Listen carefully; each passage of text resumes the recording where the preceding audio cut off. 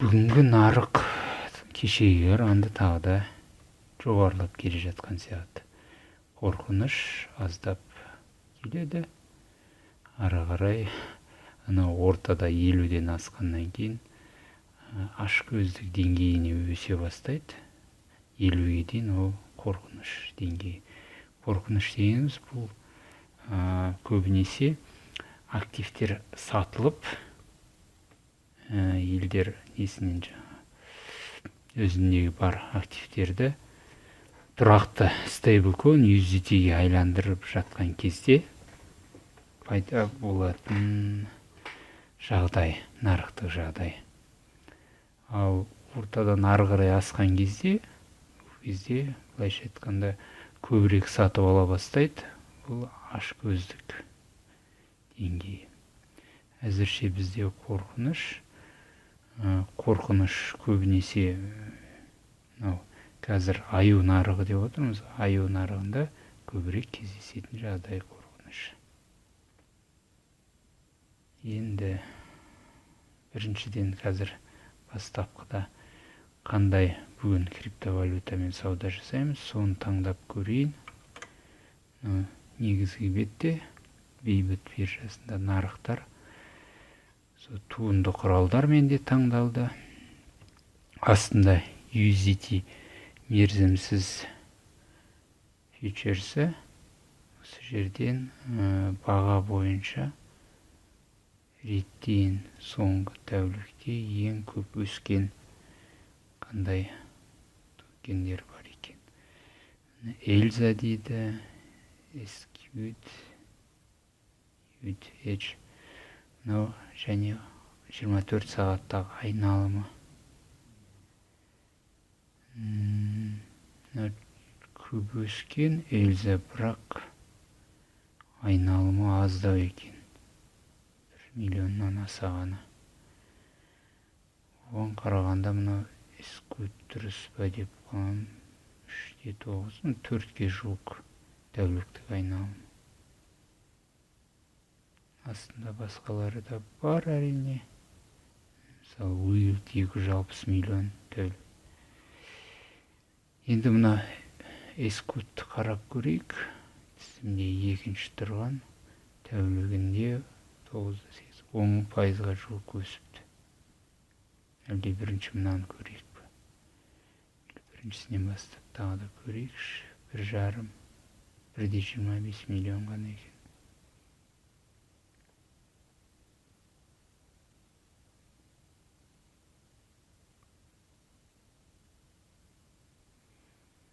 Эльза 1 сағаттық қарасақ, 1 күндік қарасақ, түскен әбден енді ғана қайттан қалпына келіп көтеріліп жатқан сияқты. Жақтан қоссақ,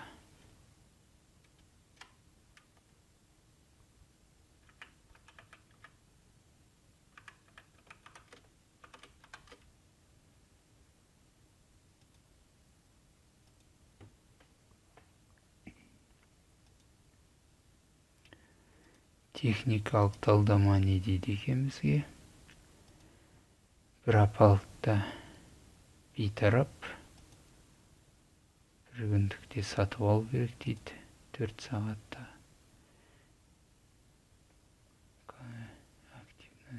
Көбірек белсенді сатып алу керек дейді. 2 сағатта да, 1 сағатта сатып алу керек дейді. Ары қарай төменгі нелердеш. Енді біз 1 сағаттан жоғары қарасақ, кеңесі сатып алу керек дейді. 1 сағаттықты қарасақ, қазір ретест жасап жатқан сияқты. 15 минуттықты көрейінші. Мүмкін сатып алу керек шығар. Жарайды, көрейік сатып алып. Әрине мінерде баға ойнап тұр. Мен әдеттегідей бірден сатып алмай, айсбергпен бөліп сатып алып көрейін. Эльзамен есептесек, шамамен $5 көлемінде алуымыз керек қой. $5 болады екен.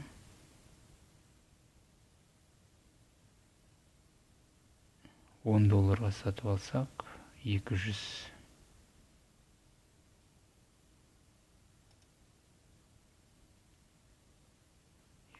ба?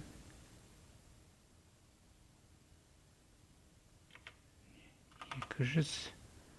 Әрбір ордерге 100-ден қояйық. Сонда 2 бөліп сатып алады. Қоямыз. Қашықтықты 1% қояйық. Лонг позициясын ашу. Тағы жерде ескеретін жағдай, қаржыландыру мөлшерлемесі теріс сан екен. Содан кейін бұның қолдау және қарсылық 2,5-ға дейін өсіп кетуі мүмкін. Тарифін көре салайық. Қаржыландыру мөлшерлемесінің өзгеруін. Әлі қаржыландыру әмін. Алдында төмен болып тұрған, енді бүгін бірден өскеннен кейін қаржыландыру мөлшерлемесі де өскен сияқты.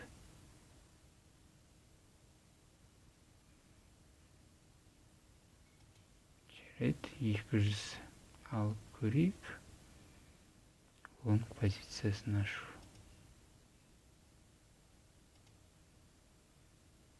Менде хедждеу режимі қажет болса шортты да аша салуға болады. Бірақ айтеміз, 2 бағытта да ашып көреміз бе? Лонгқа да шортқа да ашып көрсек.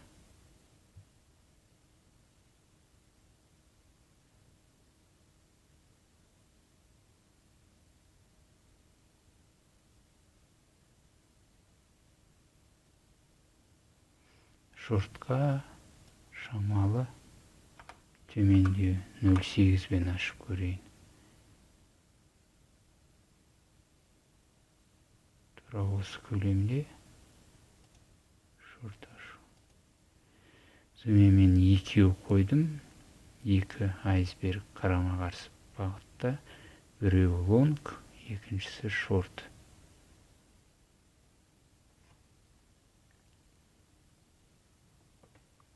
Бағылап көрейік, қалай біріншісіне. Әзірше бұл туралы ақпарат, қандай ақпарат бар екен? Ақпарат көруге болады. Жаңалықтар жоқ. Техникалық талдама бізде мынау. Соңғы кезде өсуі түсіп, 1 жыл бұрын түскен, 6 ай 75%-ға дейін түскен бағасы. Содан кейін енді қалпына келіп жатыр екен.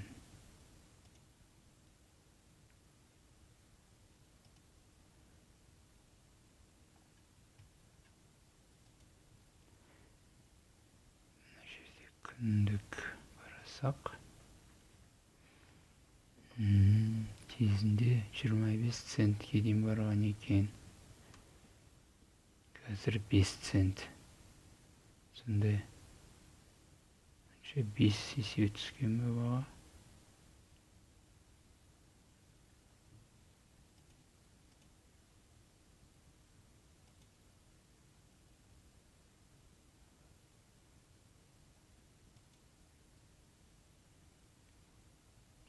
%4-ға түскен екен бағасы. Бастапқыдан есептеген кезде. Біз қазір сағаттықты қарап тұрмыз ғой. Енді ғана өсіп бастады.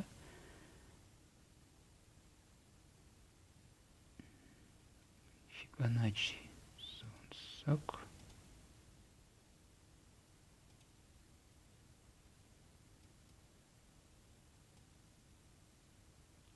жоғарғы деңгей осы.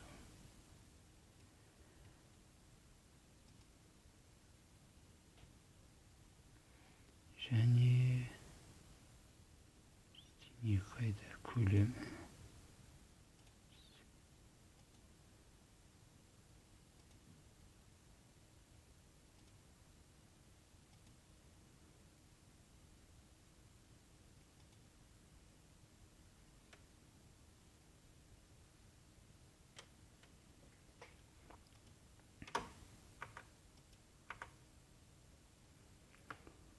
Осыны ма әлде екіншісі бір белгілі бір аймақта көлемді.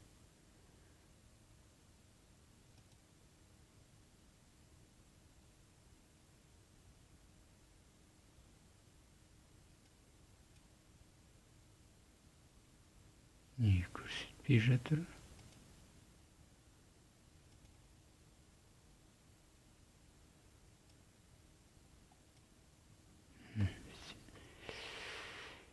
Көлем.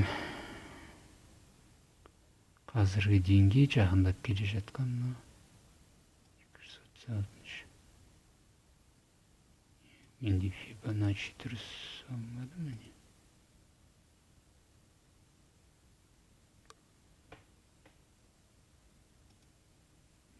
Керісінше Фибоначчи бастаған сияқты үстінен төменгі басталған жеріне дейін өсуді.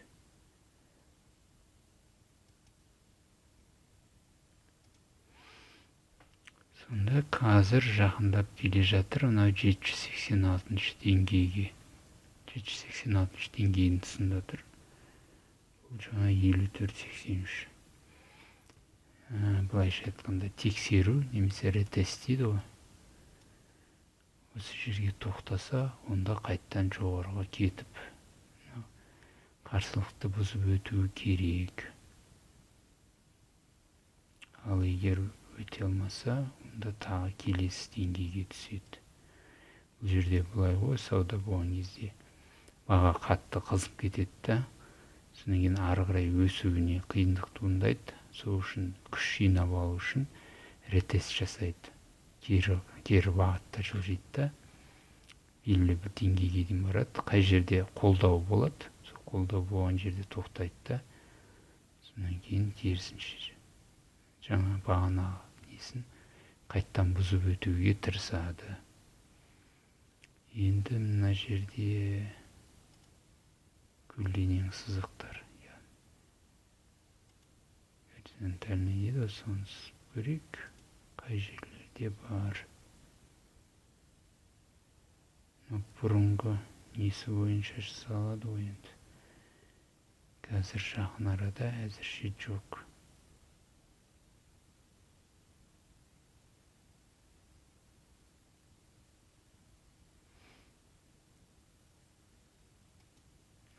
Төменгілер.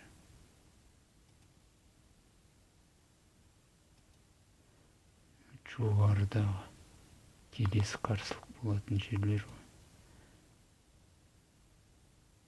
Жерде бар ма?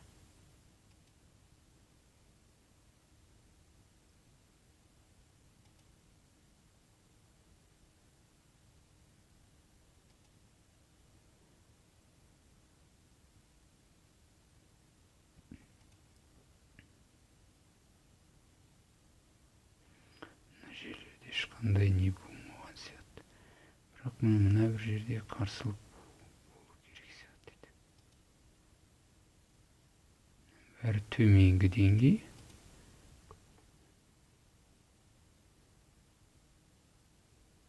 Жоғарыда. Жерге неге қоймай жатыр? Өйткені денесі жабылмады ау деймін.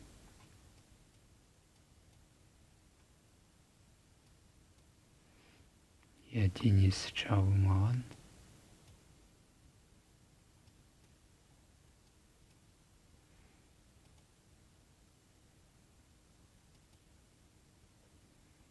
Жерге қоямын дейді. Тағы қай жерге? Динамикалық. ма?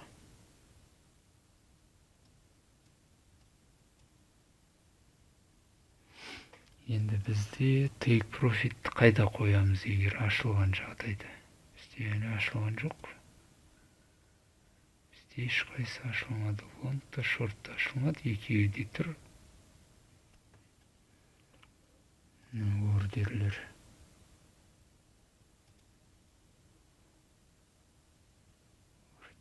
Елу бесте 02, елу төртте 04 болып тұр.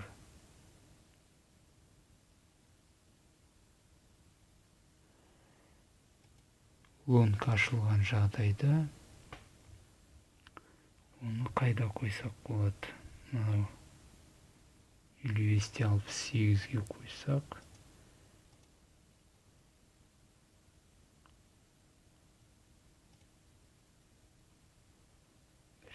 8 ғана пайыз екен. Ал егер бірінші деңгейге қойсақ, 4-те 5. Онда соған қою керек. Ал егер шорт ашылған жағдайда, мынау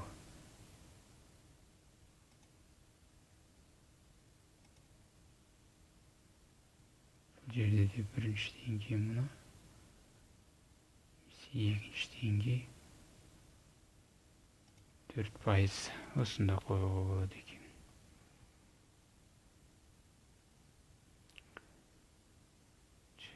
Бұл әзірше қосылып тұра берсін. Жаңа нарықты тағы да келес.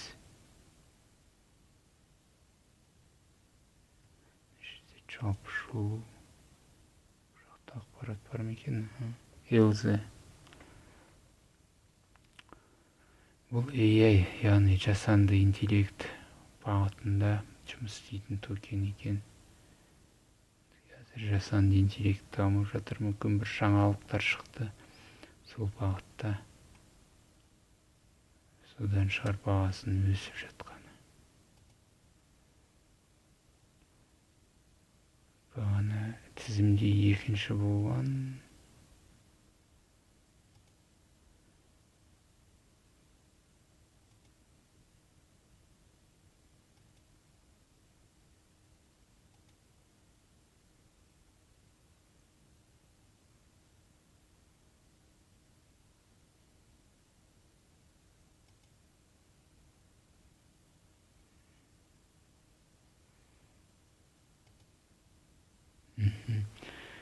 Екінші болған ID дейді.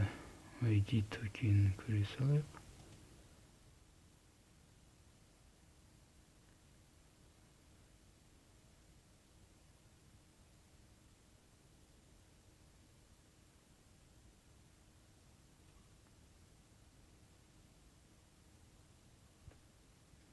Бұл токенде 15 минуттық, 1 сағаттық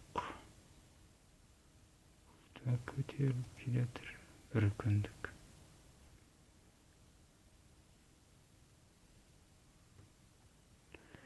Айналымы 3-6, 3-5.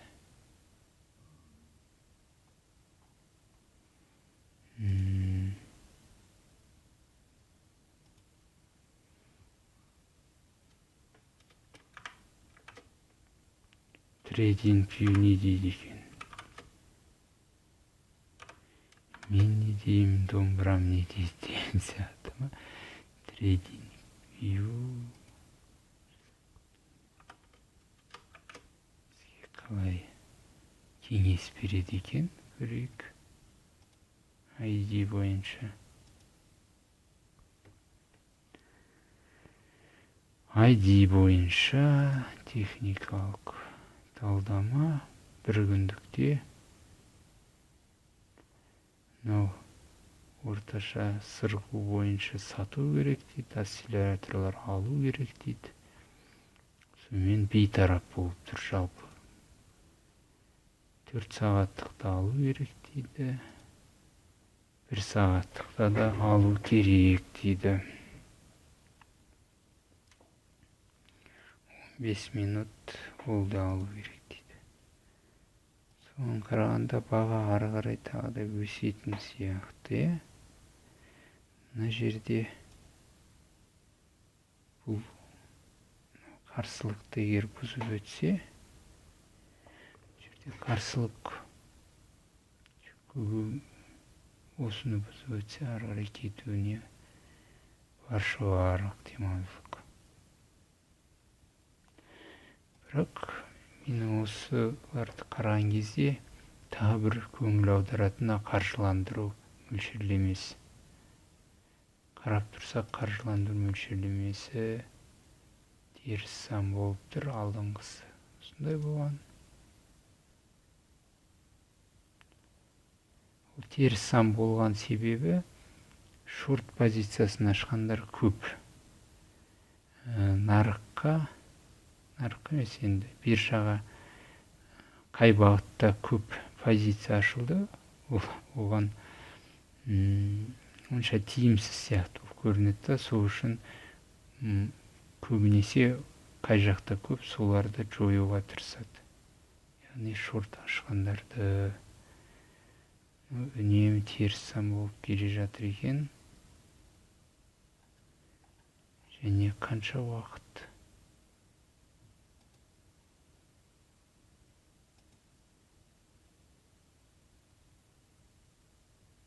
Сегіз сағат. Әрбір 8 сағат сайын дейді.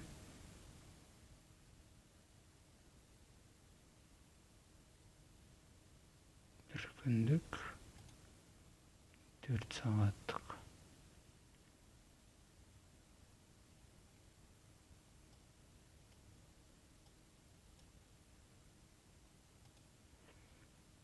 Көлем онша көп емес. Жоқ, қазір алдыңғысында көп болған, үлкен көлеммен. Қазір үлкен көлеммен жылжып жатыр. Көлем аздап өскен. Мына жерде қарап тұрсақ, алдыңғы сағат қарағанда 3 есе өскен бе? 3 есе өскен.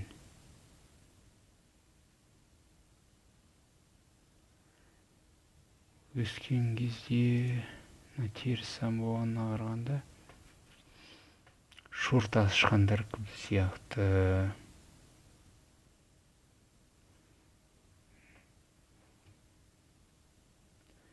Мен өзім ойым әрине шорт ашу, техникалық талдама лонг ашу керек дейді. Бір күндікте, 4 сағаттықта және 1 сағаттықта. Жарайды, аздап сомамен лонг ашып көрейік онда.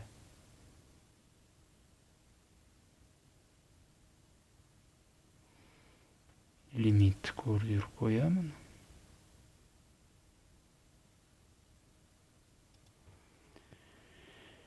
$103 болса, кемінде 200 ашу керек қой, $500 болу үшін.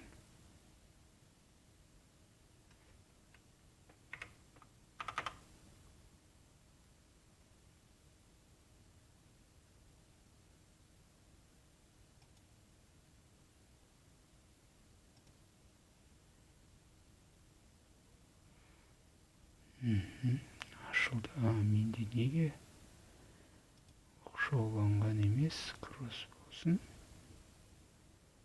Бәрібір екі бағытта жұмыс істейтін болғандықтан.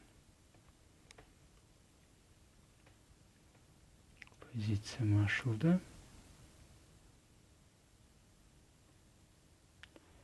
Енді бұл жерде бұл бойынша позиция ашсақ, оны қай кезде жабуымыз керек? ID бойынша Fibonacci көрсек.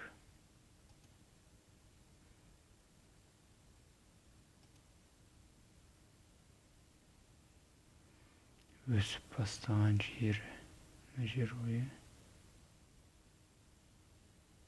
Осы жерден өсіп бастады.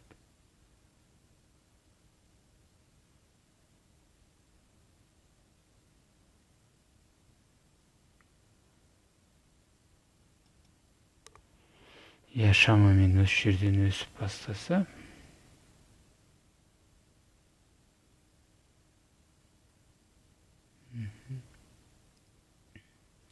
қарсылық деңгейі 0,366 дейді. Қаншаға соны сәл төмен 0,306-ға қоямыз ба? 0,306-ға қойсақ, қанша пайыз болады екен көрейік.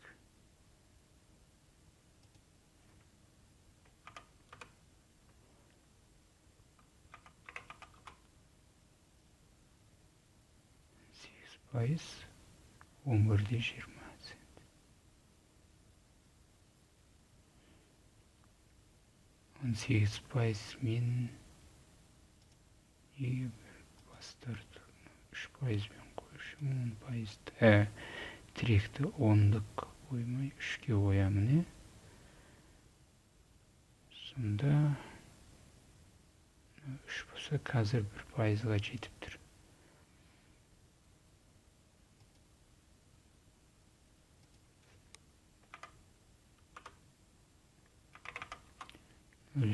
алты шамамен 5% салынған көлемнен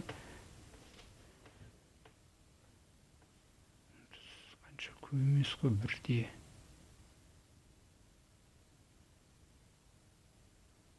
қазірдің өзінде қарап тұрсақ бас жетіп қойыпты.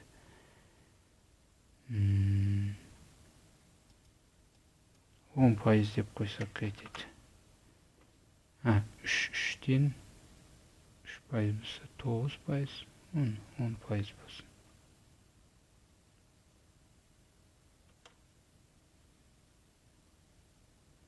Салынған суммадан. Қайырлы күн, 0,98 келдіңіз ба? Жарайды, 10% деп қоя салайын. Көрейік. 10% енді мынау 3-тік тірек болса, шамамен 3%-дан жоғарырақ болады. Салынған суммадан. Қарап тұрсақ, жететін түрі бар сияқты. Шорт ашу керек пе, жоқ әлде әзірше ерте ме? Шорт ашу әзірше ерте сияқты. Өйткені әлі де болса мына техникалық талдама бойынша ол өсіп келе жатыр. Мына жерге жетті ме?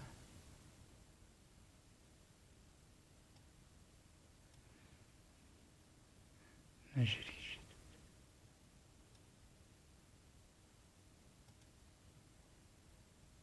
Жабылып кетіпті, мен жаңа ғана ашқан позициям.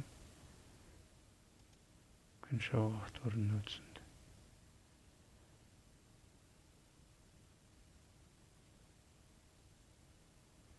19 цент. Сауда тарихын көрсек, 28, шамамен 3 минутта ма, 3,5-4 минутта орындалып кетіпті. Сондай да ойлайсың да, көп ақшамен кірген кезде 4 минутта біраз табыста береді ма деп. Бірақ көп не алған кезде 0,98, мына ID USDT-мен сауда жасап жатырмыз. Мен қайсымен сауда жасау үшін бейбіт биржасында мына нарықтар бөліміне кіремін. Сол бөлімде туынды құралдарға көшемін. Содан кейін мына жерден күнде қараймын. Қандай активтің бағасы өсіп тұр. Бағана мынау ID екінші орында тұрған, ELZA бірінші орында тұрған. Сол үшін бірінші ELZA-ға айсбергпен қойдым да, енді ID-мен жасағаным қайта ELZA-ға қарағанда тезірек орындалып кеткен сияқты. Көрейінші, бағана ELZA не болды екен.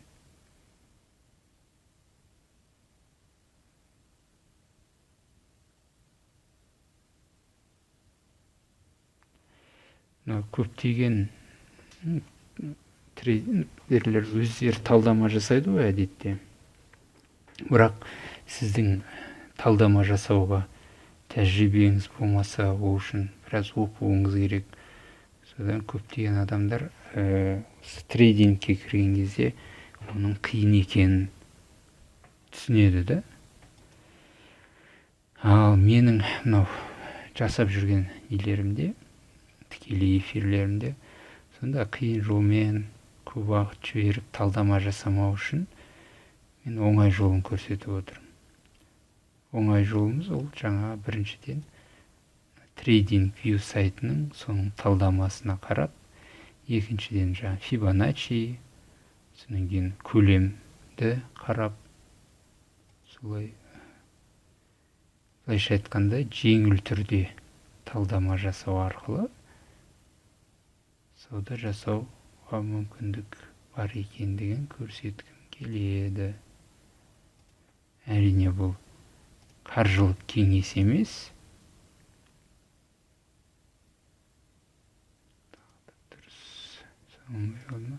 Қаржылық кеңес емес.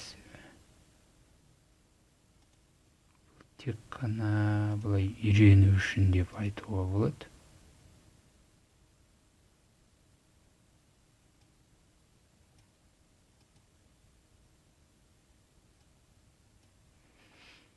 Бір жерлерде үйрену үшін ғана.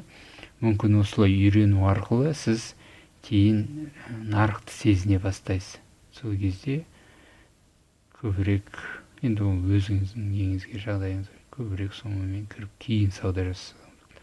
Қазір көп емес, ары кетсе емес, енді нақты айтқанда $100 мен 100 USDT қазіргі 50.000 теңге ғой. Сондаймен жасап үйреніп көруіңізге болады. Ана позициям жабылды. Ана екіншісі қайда кетті?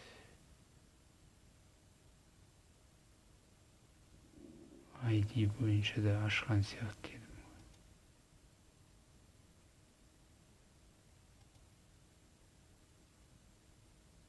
Тоқтап қалған ба? Элза бойынша айтымыз. Элза бойынша ашқаным қайда кетті? Міне. Мен мына барлық нарықтар дегенді өшіріп қойып.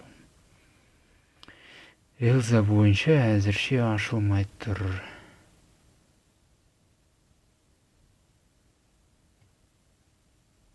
Ана ID-ға ораламыз ба?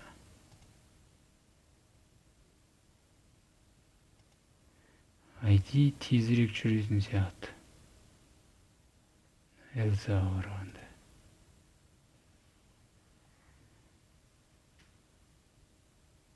Тағы да бір рет ашып көреміз бе? Енді шамалы көбірек ашып көрейін бе? Айсбергпен кішкене жақынырақ, төменірек немен 200-ге аштым, Енді 400-ге ашып көрейінші, осылай ғой. Әдетте. Бірінші оңай болғаннан кейін бәрі оңай шығар деп кішкене көбейтеді. Енді істеміз ғой. Кішкене күн кетеді деген сияқты ма? 0,7%-пен лонг аш деп көрейін. Өйткені мынау бағаның тез өзгеріп жатқанын көріп тұрмын.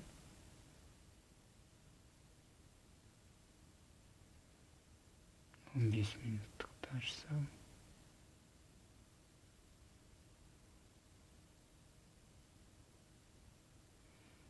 Бағана шамамен осы деңгейде аштым ба? 300-де ашқан екен. 3004. Бір жерлерде ашқан екен бағана. Сөйтіп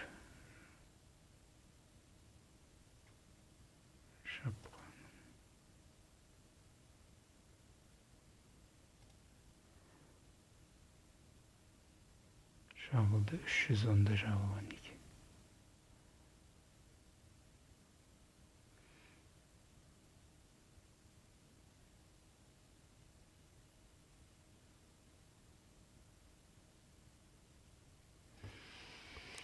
Сұрақтарыңыз болса, Байбит Қазақстанда криптоны қайдан аласыз дейді. Менің арнамда бар арнайы бейне жазбалар. Егер қажет болса тағы да нұсқаулық жібере алам. Қағаз түрінде нұсқаулықта жасағанмын. Мынау Байбит Қазақстан биржасы ірі банктердің бірі Центр кредит банкімен тікелей интеграцияланған. Сол жақтан теңгені жібересізді биржаға. Содан кейін мынау осы биржада спот бөлімінде қазір көрсетейін. Кәдімгі сауда жасаған сияқты USDT-ді теңгеге ала беруіңізге болады. Бұрынғыдай P2P деген енді қажет емес. P2P-ден кезінде көбісі кетті қазір. Соның зардабын шегіп жатыр. Сол үшін банк арқылы жұмыс істеген тиімді және заңды. Сонымен қатар қауіпсіз десе де болады. Алаяқтарға тап болмайсыз. Міне осындай нарығы бар. Өзінің спот саудасы USDT-ді КЗТ-ға сатып алу. Менде де біраз ордерлер тұр. Кез келген уақытта осы жерден өзіңізге қажетті бағамен USDT сатып алуға ордер қоясыз да, міне менің де ордерлерім тұрған шығар. Сатып алуға ордерлерім тұр. Мына жерде баға жиі ойланып тұрады әрине. Бірақ бір жақсы жерім көлемдер бар. Енді $19,000. Мына жақта жоғары жағында $16,000. Мысалы, егер нарық бағасымен сатып алсаңыз, бірден 491-де 41-мен сатып алуға болады екенсіз. Әдетте біз долларды сатып аламыз. Көбінесе неге қараймыз? Мекке қараймыз ғой. Ол жерде 489-дан сатайын деп жатыр екен. Сатып алу 480 жейді. Мына жерде оған қарағанда екеуі бағаның арасында қарап тұрсаңыз, көп емес. 40-пен сатып алып, 41-мен сатып жатыр екен. Спред, былайша айтқанда, өте аз. Мен қазір фьючерсте сауда жасап жүрмін. Фьючерстің неге қызық десем, қазір енді қанша дегенмен аюлар нарығы көбінесе баға түсуі мүмкін. Әрине көтерілуі мүмкін. Сол түскен кезде саудаға кіру үшін сіз шорт позициясын ашуыңыз керек. Ал спотта ғана жұмыс істейтін болсаңыз, онда шорт аша алмайтын едіңіз. Сол үшін мен қазір фьючерсті осы тікелей эфирде бастап сіздерге көрсетіп жүрмін.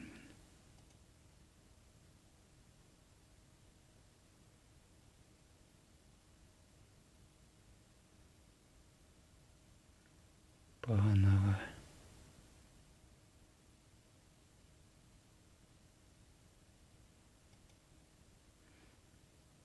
Элза да қосылмады, ID да қосылмады деймін.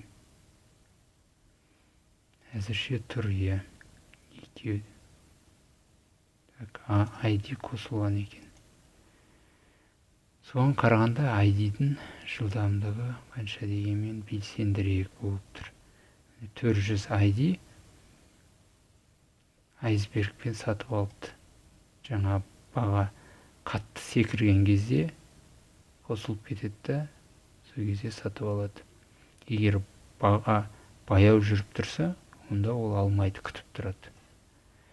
Сол айсбергтің маған бір ұнайтыны сол. Енді бұны сатып алдық. Қандай бағамен сатамыз деген сұрақ туындайды әдетте. Солай ма? Бұл жерде бағаның алдындағы шарықтаған жері 311-311-ге барып тірелген екен. Енді қазір қайттан соны бұзып өту керек болса, сол жерге барады ғой. Қазір бір жағынан баға қайттан түсіп жатыр. Енді астын ретест жасап жатқан шығар деп ойлаймын. Және қаржыландыру 8 сағат 1-9 болатын шығар. Жоғары қарай баратын. Енді техникалық талдамада бізге көрсетті ғой.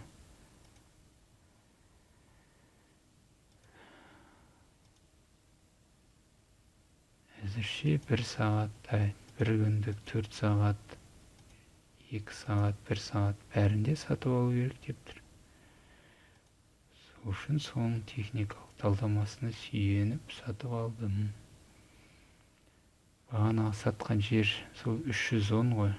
Соған қанша болады екен мына жерден? Санасам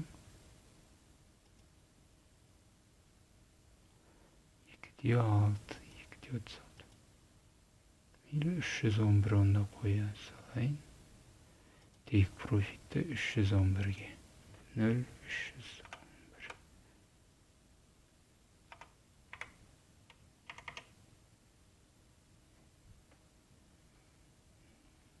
7-8% шамамен келетін осы 31 цент дейді. Жарайды деп қоямыз. Тек профитке қойдым.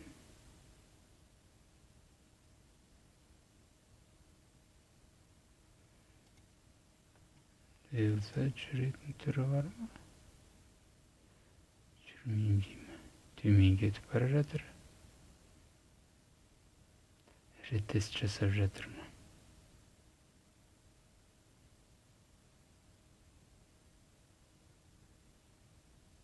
Бағана мына жерден шорт аша салу керек пе еді? Сөйтіп мына жерде лонгты қосып қоя салу керек дейін ой келеді. Енді мына шорт әзірше тоқтата салайын. Өйткені қазір кірсе ол төмен бағамен кірді. Лонг ашық тұра берсін. Қазір мына ретест жасап алып қатты жылдамдықпен жоғары кеткен кезде, сол кезде элза ашылар. Айди әзірше жоғары көтерілмей тұр.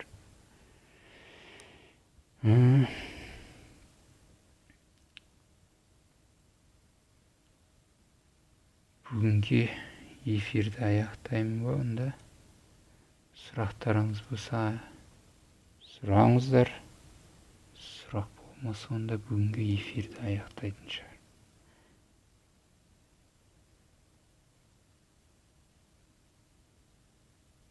Өзі жүріп жатыр, жүре берсін. Уақыт болып жатса мүмкін түсте қосыламын.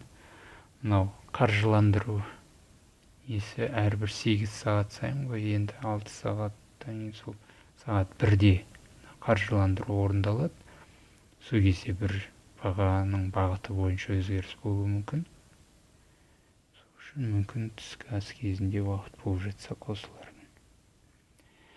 Әзірше осы көріскенше күн жақсы деймін. Бүгінгі эфирді аяқтаймын.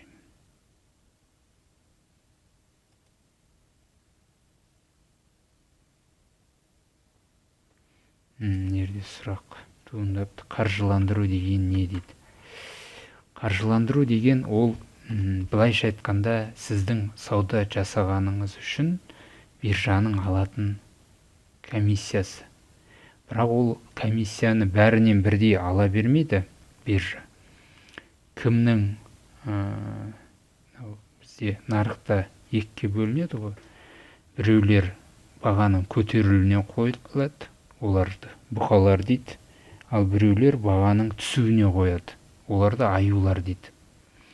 Сол осы екеуінің қай жағында былай ашылған тапсырыстар көп. Қазіргі уақытта мысалы аюлардың тапсырыстары көп екен, өйткені мынау теріс сан болып тұр. Солар комиссия төлейді бер жаға. Ал екінші жақ бар ғой, жаңағы бұл жерде бізде бұқалар бағаның өсуіне қойғандар. Мысалы мен қазір өзім лонг бағытында бағаның өсуіне қойдым, мен бұқалар жағындамын. Оларға биржа керісінше комиссия төлейді.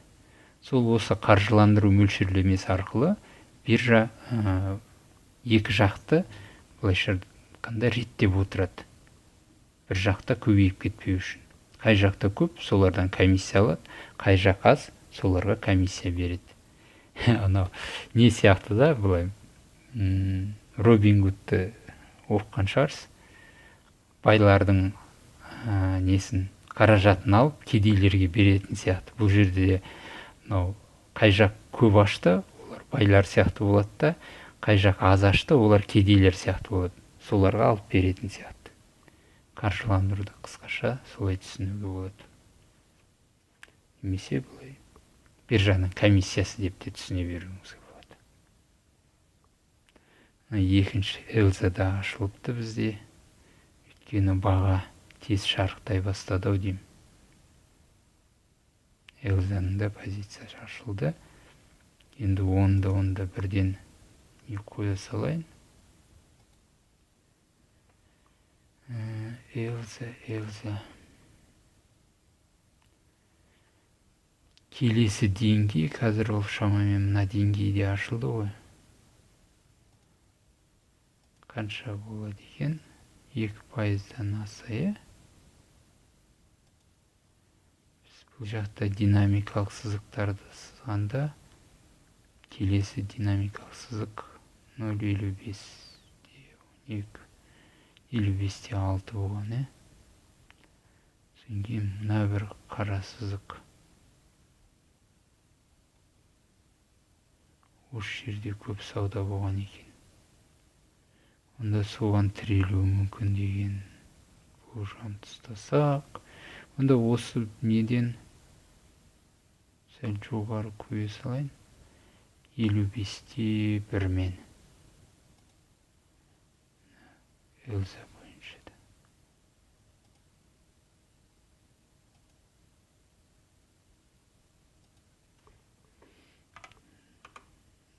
0,55-те 1. 20 цент дейді. Жарайды дейміз. Take profit қойдым. Жақсы, болды онда бүгінге таңғы эфирді аяқтайын. Түсте уақыт болып жатса қосыламын. Көріскенше күн жақсы.